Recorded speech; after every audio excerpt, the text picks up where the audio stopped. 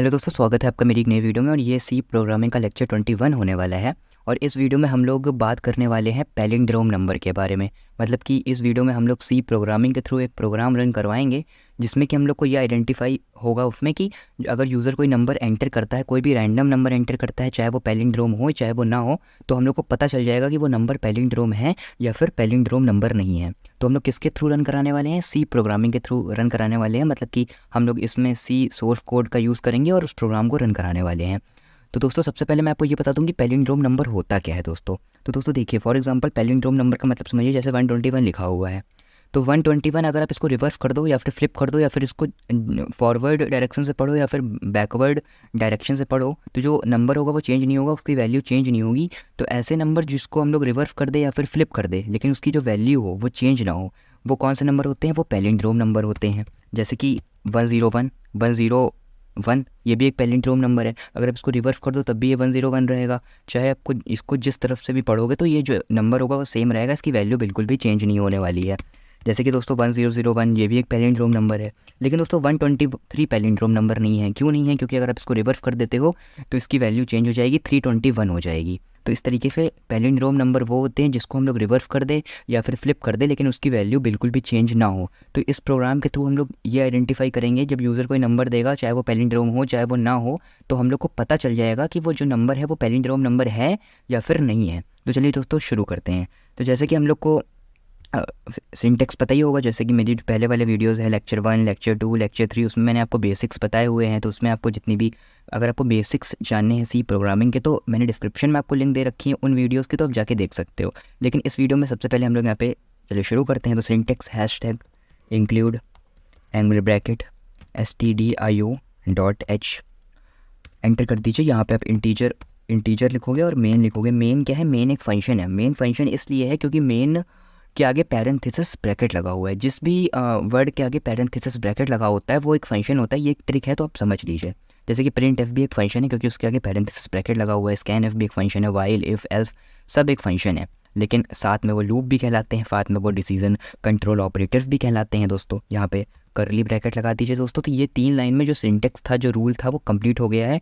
जैसे कि सी प्रोग्रामिंग का ये सिंटेक्स होता है उस तरीके से पाइथन, सी प्लस प्लस, जावा और भी जितनी लैंग्वेजेस होती हैं कंप्यूटर की, सब में अपने अलग अलग सिंटेक्स होते हैं। लेकिन बहुत सारी चीज़ें ऐसी होती है जो बिल्कुल ही सिमिलर आपको देखने को मिलती है। लेकिन दोस्तों मैं आपको बता दूँ, सी लैंग्वेज और पाइथन दोनों ही लैंग्वेज बहुत ज़्यादा केस सेंसिटिव लैंग्वेज है। तो इसमें आपको एक एक लाइन बड़े अच्छे से लिखनी होती है।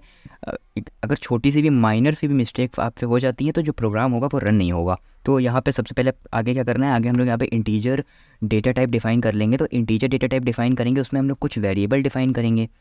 तो जो जो चीज़ें हम लोग को चाहिए होती हैं, तो जैसे कि नंबर हम लोग जो यूज़र देगा, तो नंबर के लिए हम लोग ने n डिफ़ाइन कर लिया, कॉमा लगा दीजिए। और सम के लिए आपने s डिफ़ाइन कर लिया और s इज़ इक्वल टू 0, मतलब कि आपने यहाँ पे आइडेंटिफाई कर दिया कि s के अंदर जो गार्बेज वैल्यू पड़ी हुई है वो 0 पड़ी हुई है। कॉमा दे दीजिए। कॉमा देने के बाद दोस्तों यहाँ पे आप एक और वेरिएबल डिफाइन करेंगे जो होगा सी का भी आगे चल के मैं पता चल जाएगा कि क्या काम होगा। एन हो गया, एस हो गया, सी हो गया। और रिमाइंडर के लिए दोस्तों अब यहाँ पे आर आइडेंटिफाई करके सेमीकोलन लगा दोगे और एंटर कर दोगे। उसके बाद दोस्तों यहाँ पे प्रिंट एफ का भी यूज़ करोगे। Print F parenthesis bracket double inverted comma, इसके अंदर आप लिखोगे एंटर एनी नंबर, मतलब कि यूज़र को पता चलेगा ना कि क्या एंटर करना है। तो यहाँ वहाँ पे जब आप प्रोग्राम रन होगा तो वहाँ पे प्रिंट हो जाएगा एंटर एनी नंबर। सेमीकोलन लगा दीजिए। स्कैन एफ का दोस्तों यूज़ करिए। स्कैन एफ का यूज़ इसलिए होता है अब जब भी हम लोग किसी वेरिएबल का एड्रेस डिफाइन करना होता है तो हम लोग स्कैन एफ का यूज़ करते हैं। Parenthesis bracket double inverted comma, उसके अंदर आप क्या लगाओगे? परसेंटेज डी का यूज़ करोगे। परसेंटेज डी का मतलब कि format specifier. Percentage d, percentage f, percentage c, ये अलग अलग डेटा टाइप के हिसाब से यूज़ किए जाते हैं। जैसे कि अगर आपने इंटीजर डेटा टाइप लेट किया है तो आप परसेंटेज डी का यूज़ करोगे। अगर आप फ्लोट डेटा टाइप लेट करते तो आप परसेंटेज एफ का दोस्तों यूज़ करते हो। इन्हीं सब जो टर्म है इसको बोलते हैं फॉर्मेट स्पेसिफायर।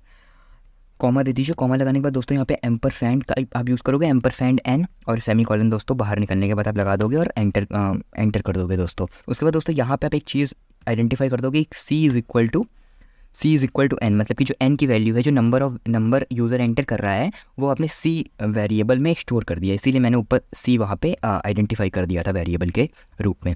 एंटर कर दीजिए। उसके बाद दोस्तों यहाँ पे आप एक लूप का यूज़ करोगे जिसका नाम है दोस्तों while loop. While parenthesis bracket n greater than zero enter कर दीजिए। वाइल के लिए अलग से करली ब्रैकेट यूज़ करिए, मतलब कि वाइल का अलग से प्रिंटफ लिखिए और इसके अंदर आप लॉजिक लिखोगे। लॉजिक क्या होने वाले हैं, लॉजिक कुछ इस तरीके से होने वाला है, r is equal to reminder is equal to क्या, एन परसेंटेज 10। जब भी हम लोग को रिमाइंडर निकालना होता है सी प्रोग्रामिंग में या फिर किसी भी प्रोग्रामिंग में, तो हम लोग परसेंटेज का यूज़ करते हैं। परसेंटेज का मतलब है कि आप रिमाइंडर निकालना चाह रहे हो, कॉमा दे दीजिए और एस इज़ इक्वल टू क्या, s is equal to r का मतलब रिमाइंडर जो आया, रिमाइंडर में आप क्या प्लस कर दोगे, रिमाइंडर में आप प्लस कर दोगे parenthesis bracket S into, S का किससे इंटू कराओगे, जो सम होगा उसका किससे इंटू कराओगे, इंटू का मतलब एस्ट्रिक का आप यूज़ करते हो, एस्ट्रिक का मतलब मल्टीप्लिकेशन होता है दोस्तों, आप इसको स्टार भी बोल सकते हो, कोई परेशान होने की ज़रूरत नहीं है। एस इंटू और यहाँ पे क्या रिमाइंडर, आर का यहाँ पे यूज़ करोगे आप और यहाँ पे सेमीकोलन लगा के एंटर कर दोगे। उसके बाद दोस्तों एन इज़ इक्वल टू, यहाँ पे डिवीजन कराओगे, n is equal to n is equal to n जो नंबर यूज़र ने दिया। परसेंटेज का भी यहाँ पे यूज़ करोगे, परसेंटेज का नहीं मतलब कि फॉरवर्ड स्लैश का आप यहाँ पे यूज़ करोगे। क्यों यूज़ करोगे, क्योंकि फॉरवर्ड स्लैश हम लोग जब डिवीज़न कराना होता है तब हम लोग यूज़ करते हैं। 10 कर दीजिए, सेमीकोलन लगा दीजिए और एंटर कर दीजिए दोस्तों। अब इस लूप से आप बाहर निकल जाइए। अब इस लूप से जब आप बाहर निकल जाओगे तो यहाँ पे आपको डिसीजन कंट्रोल स्टेटमेंट का ज़रूरत पड़ने वाली है, मतलब कि इफ़ और एल्स कंडीशन का आप यहाँ पे यूज़ करने वाले हो। तो इफ़ पैरेंथेसिस ब्रैकेट, इसके अंदर आप क्या लिखने वाले हो, इसके अंदर आप लिखने वाले हो सी इज़ इक्वल टू, जो सी है वो इक्वल टू इक्वलिटी ऑपरेटर सम, मतलब कि जो सम आया है वो सी के बराबर होना चाहिए, तब जो नंबर होगा वो पैलिंड्रोम होगा जो यूज़र यहाँ पे एंटर करने वाला है। अब अगर ये इफ़ वाली कंडीशन जो है वो फॉलो हो जाती है दोस्तों, अगर इफ़ वाली जो कंडीशन है वो फॉलो हो जाती है तो अब यहाँ पे क्या प्रिंट होना चाहिए, यहाँ पे print F parenthesis bracket double inverted comma the number is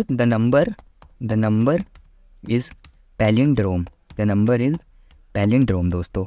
लेकिन अगर ये जो कंडीशन इफ़ वाली कंडीशन है वो नहीं फॉलो होती है तो एल्फ का भी यहाँ पे यूज़ करना पड़ेगा। हम लोग को ये भी तो पता चलना चाहिए ना कि वो नंबर पैलिंड्रोम नहीं भी है, दोनों चीज़ें हम लोग को चेक करनी है। तो एल्फ कंडीशन का यूज़ करोगे, एंटर कर दोगे और यहाँ पे प्रिंट एफ का दोस्तों आप यूज़ करने वाले हो, print F parenthesis bracket double inverted comma, इसके अंदर आप लिखने वाले हो नॉट लिख दीजिए या फिर कुछ भी आप लिख सकते हो जो आपको समझ में आए, ठीक है। तो नॉट मतलब कि जो नंबर है वो पैलिंड्रोम नहीं है, ठीक है, सेमीकोलन लगा दीजिए। तो दोस्तों यहाँ पे जो ये प्रोग्राम था ये बनकर तैयार हो चुका है, लेकिन यहाँ पे एक चीज़ आपको और करनी पड़ेगी, एंटर कर दीजिए और रिटर्न आप यहाँ पे स्पेस दे दीजिए और 0 करके यहाँ पे सेमीकोलन लगा दीजिए। तो अब देखिए पूरा प्रोग्राम कंप्लीट हो चुका है। अब इसको रन करा के देखते हैं ये रन होता है या फिर नहीं होता है। तो देखिए दोस्तों यहाँ पे पूरा प्रोग्राम बन चुका है, लेकिन मैं आपको बता दूँ यहाँ पे एक चीज़ आपको सही करनी पड़ेगी। यहाँ पे जो वाई के अंदर मैंने लूप का यूज़ किया हुआ है उसमें जो सेकंड वाली लाइन है वहाँ पे आप रिमाइंडर में प्लस कराओगे एस इंटू 10 का दोस्तों, तो इसको आप एक बार सही कर लीजिएगा और बाकी तो प्रोग्राम सही है ही। तो यहाँ पर इसको रन करा के देखते हैं और देखते हैं कि ये रन होता है या फिर नहीं होता है। तो FN+F11 शॉर्टकट ट्रिक होती है रन कराने की।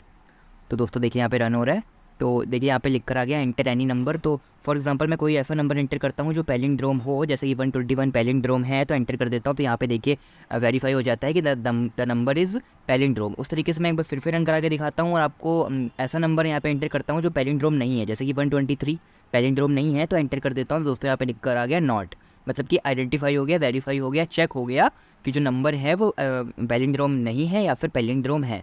तो इस तरीके से यूज़र अगर कोई भी नंबर यहाँ पे एंटर करेगा इस प्रोग्राम को रन कराने के बाद तो वहाँ पता चल जाएगा कि वो नंबर जो है वो पैलिंड्रोम है या फिर पैलिंड्रोम नहीं है दोस्तों। तो ये प्रोग्राम बनकर तैयार हो गया है। दोस्तों मैं आपको एक चीज़ बता दूँ कि देखिए सी प्रोग्रामिंग में आपको हर एक पॉइंट, हर एक माइनर से माइनर चीज़ों के बारे में ध्यान रखना पड़ेगा, जैसे कि सेमीकोलन, जैसे कि कहीं कॉमा नहीं लगा है, जैसे कि आपने कोई भी चीज़ यहाँ पे जैसे आपने पैरेंथेसिस ब्रैकेट लगाना भूल गए, डबल इन्वर्टेड कॉमा लगाना भूल गए या कोई फंक्शन लिखना भूल गए, तो कुछ भी छोटी सी भी मिस्टेक अगर हो जाती है तो जो प्रोग्राम होगा वो आपका रन नहीं होगा। क्योंकि दोस्तों देखिए सी प्रोग्रामिंग हो गई या फिर पाइथन हो गई, ये सब केस सेंसिटिव लैंग्वेज है। इसमें क्या है कि एक एक लाइन चेक होती है, भले ही कंपाइलर पूरा प्रोग्राम एक साथ रन कराता हो मगर एक एक लाइन चेक कराने के बाद ही वो पूरा प्रोग्राम एक साथ रन करवाता है दोस्तों। तो इस तरीके से आपको हर एक चीज़ का ध्यान रखना है, छोटी भी छोटी मिस्टेक्स पे आपको ऑब्जर्व करना है और अच्छे से ध्यान करके प्रोग्राम करना है, तो आपका प्रोग्राम बिल्कुल ही सही हो जाएगा दोस्तों। तो ये पैलिंड्रोम का प्रोग्राम आपके सामने है, अगर आप इसको नोट करना चाहते हो कहीं पर तो नोट कर सकते हो, अगर आप इसको रन करना चाहते हो प्रैक्टिस के लिए तो आप रन भी करा सकते हो। मैंने इस एप्लीकेशन की देव C++ जो एप्लीकेशन है इसकी जो लिंक है वो डिस्क्रिप्शन में आपको दे रखी है, वहाँ पर जाके इसको डाउनलोड भी दोस्तों कर सकते हो। तो दोस्तों आज की वीडियो के लिए इतना ही। अगर आपको मेरा वीडियो पसंद आया हो तो चैनल को सब्सक्राइब कर दीजिए, बेल आइकन पे जाके ऑल पे क्लिक कर दीजिए, जिससे आपको मेरी सभी वीडियोस की नोटिफिकेशन जल्दी से जल्दी दोस्तों आ जाएगी। Thank you.